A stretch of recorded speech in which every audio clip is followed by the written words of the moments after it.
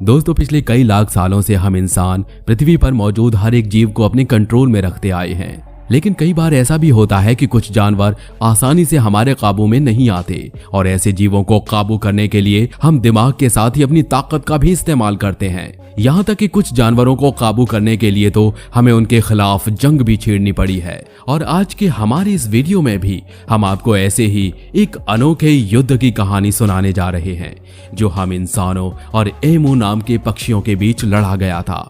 ये युद्ध हम इंसानों ने क्यों लड़ा और इस लड़ाई में जीत किसकी हुई, इन सभी सवालों के जवाब आपको आज के हमारी इस वीडियो में मिल जाएंगे।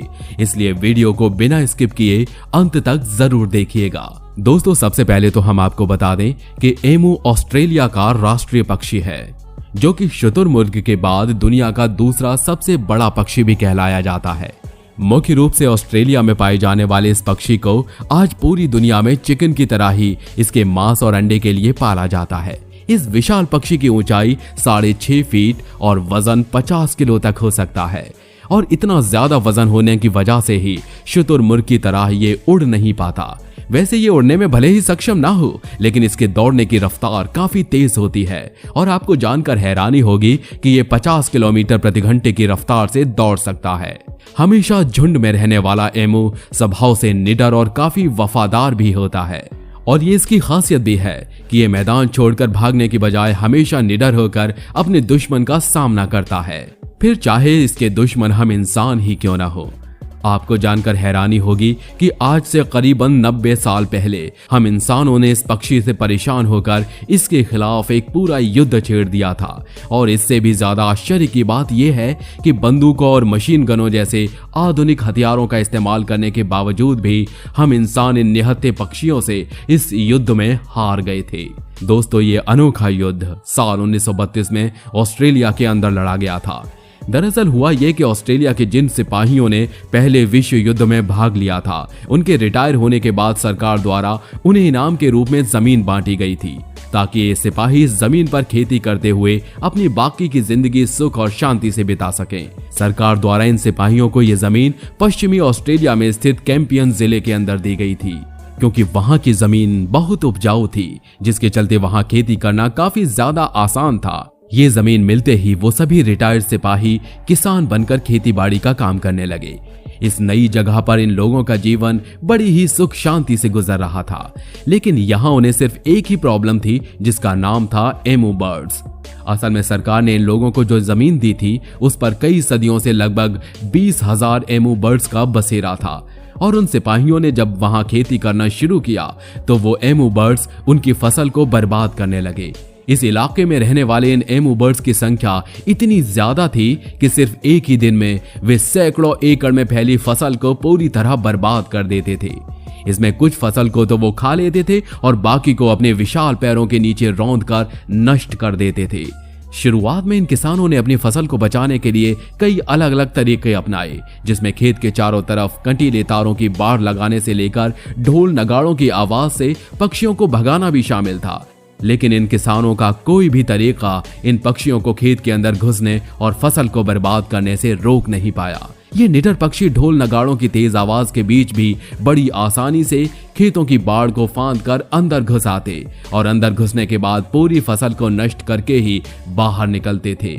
यहाँ तक कि कुछ किसान तो अपनी बंदूकों से हवाई फायर भी करते थे, लेकिन फिर भी ये पक्षी पूरी तरह निडर होकर अपना काम करते रहते थे। आखिरकार जब किसान बहुत ज्यादा परेशान हो गए तो उन्होंने अपनी स्थिति सरकार के सामने रखकर मदद की गुहार लगाई।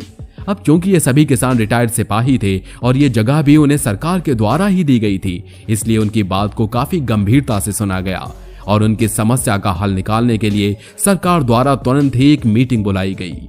बड़े बड़े अधिकारियों की इस मीटिंग में ऑस्ट्रेलिया के डिफेंस मिनिस्टर ने किसानों को उन एमू की हत्या करने की छूट दे दी, लेकिन उस इलाके में एमू की संख्या बहुत ज्यादा थी, जिसके चलते उन्हें खत्म करना सिर्फ थोड़े से किसानों के बस की बात नहीं थी। इसलिए सरकार द्वारा उन एमू का जड़ से सफाया करने के लिए सेना के सिपाहियों की एक टुकड़ी बंदूक और मशीन गनों जैसे हथियारों से लैस करके उस इलाके में भेजी गई। सभी को यकीन था कि सेना के सिपाही इन पक्षियों को बड़ी आसानी से खत्म कर देंगे, क्योंकि वो सभी सिपाही उस समय के आधुनिक हथियारों से लैस थे।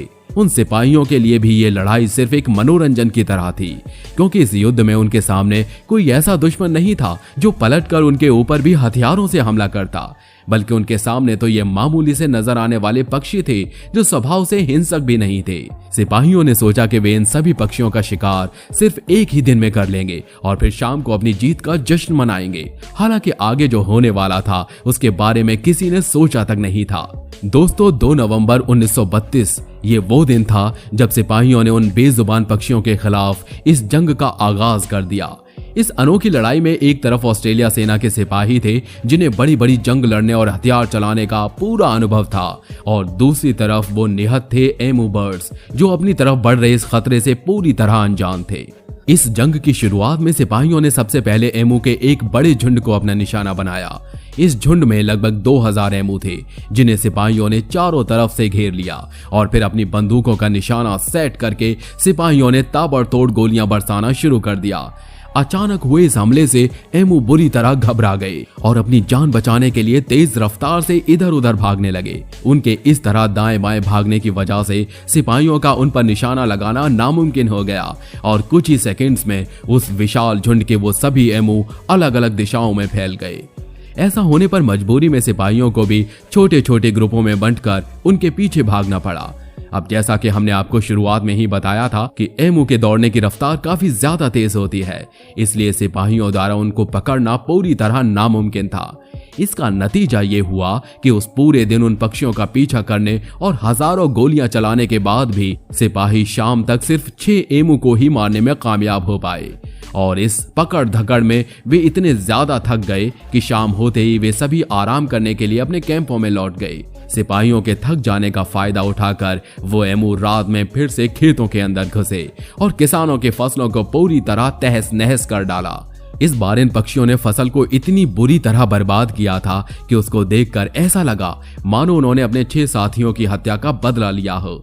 आपको जानकर हैरानी होगी कि इस बार इन पक्षियों ने गुस्से में खेत के चारों तरफ लोहे के नुकीले तारों से बनी मजबूत बाड़ को भी तोड़ डाला था। दोस्तों, एमू बर्ड्स और उन ऑस्ट्रेलियाई सिपाहियों के बीच ये लड़ाई लगातार 6 दिनों तक चलती रही, लेकिन हर दिन लड़ाई का नतीजा वही रहा जो पहले दिन रहा था। हर रोज सिपाही जैसे इन पक्षियों पर गोलियां चलाते तो ये इधर उधर भागकर अपनी जान बचा लेते, और जब सिपाही शाम में थक कर वापस अपने कैंप में चले जाते तो रात के समय ये पक्षी खेतों में घुसकर फसल को बर्बाद कर देते। इन 6 दिनों में सिपाहियों ने उन पक्षियों पर कई अलग अलग तरीके से हमले किए। साथ ही उन्होंने उनका पीछा करने के लिए मोटरसाइकिल और कार जैसे वाहनों का भी इस्तेमाल किया, लेकिन इस सब के बावजूद भी वो सिपाही 6 दिन की इस लड़ाई में सिर्फ 50 एमू बर्ड्स को मारने में ही सफल हो पाए, जबकि इस इलाके के अंदर एमू बर्ड्स की संख्या 20,000 से भी ज्यादा थी। इस युद्ध की खबर जब फैलना शुरू हुई तो दुनिया भर में इसकी आलोचनाएं भी शुरू हो गई। दुनिया के बहुत से देशों में इस युद्ध को बंद करवाने के लिए इसके खिलाफ विरोध प्रदर्शन हुए, जिसमें लोगों ने सड़कों पर उतरकर इस युद्ध का विरोध और ऑस्ट्रेलियाई सरकार की खुलकर आलोचना की। साथ ही दुनिया की बहुत सी सामाजिक संस्थाओं ने भी इस लड़ाई को बंद करवाने के लिए अपनी आवाज उठाई। अब चूंकि इस युद्ध की वजह से पूरी दुनिया में ही ऑस्ट्रेलिया सरकार की आलोचना और बदनामी हो रही थी, और दूसरी तरफ ऑस्ट्रेलिया सेना भी 6 दिन में ही अपने घुटने टेक चुकी थी, इसलिए ऑस्ट्रेलियाई सरकार ने अपनी इस इमेज को बचाने के लिए अधिक खर्चे का बहाना बनाकर 8 नवंबर 1932 के दिन इस ऑपरेशन को बंद करने और अपनी सेना को वापस लौटने का आदेश दे दिया। इस तरह एमू बर्ड्स के खिलाफ शुरू हुई इस अनोखी लड़ाई का हमेशा के लिए अंत हो गया। ये युद्ध खत्म होने और सेना के वापस लौट जाने के बाद यहाँ रहने वाले उन सभी किसानों ने भी इस जगह को छोड़ने का फैसला कर लिया, क्योंकि उन्हें समझ आ गया था कि एमू बर्ड्स का सामना करना उन लोगों के बस की बात नहीं थी। इसलिए कुछ ही दिनों में वो सभी रिटायर्ड सिपाही यानी किसान उस जगह को एमू बर्ड्स के हवाले करके वापस अपने पुराने घरों में लौट गए, और ये युद्ध ऑस्ट्रेलियाई सरकार पर एक कलंक की तरह इतिहास के पन्नों में हमेशा के लिए दर्ज हो गया। बाकी दोस्तों, हमारी आज की इस वीडियो में बस इतना ही। ये वीडियो आपको कैसा लगा हमें कमेंट करके जरूर बताइए। वीडियो अच्छा लगा हो तो वीडियो को लाइक और शेयर जरूर कीजिए। हम ऐसी ही रोमांचक वीडियो आपके लिए हर रोज लेकर आते हैं। धन्यवाद।